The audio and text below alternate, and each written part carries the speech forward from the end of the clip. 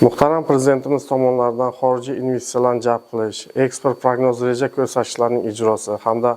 xalqaro hamkorlik yo'nalishida amalga oshiriladigan ustuvor vazifalarni bajarish uchun hududlarning salohiyati, ishga solinmagan imkoniyatlarni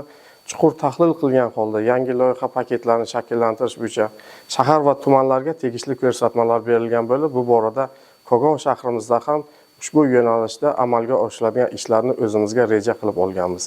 O'tgan 2025-yilda hududiy investitsiyalar dasturi doirasida umumiy qiymati 420 milliard so'mlik 36 ta investitsiya loyihalarini ishga tushirildi. Natijada 512 ta ishchi o'rinlari yaratilishiga erishildi.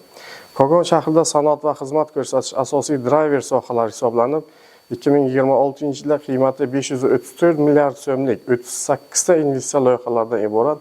hududiy dasturlarni tasdiqlab olganmiz. Loyihalar ishga tushirilishi natijasida 750 ta ishchi o'rinlari yaratilishi belgilandi.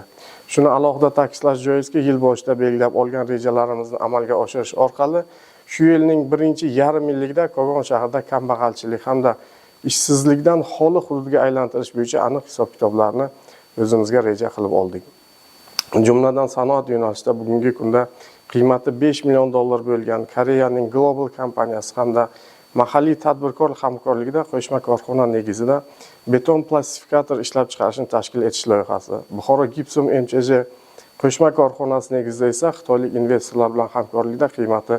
8 million dollarlik gips panellarni ishlab chiqarish loyihasi, Abdulla Qodiriy kichik sanoat zonasida pokistonlik investorlar bilan hamkorlikda 4,5 million dollarlik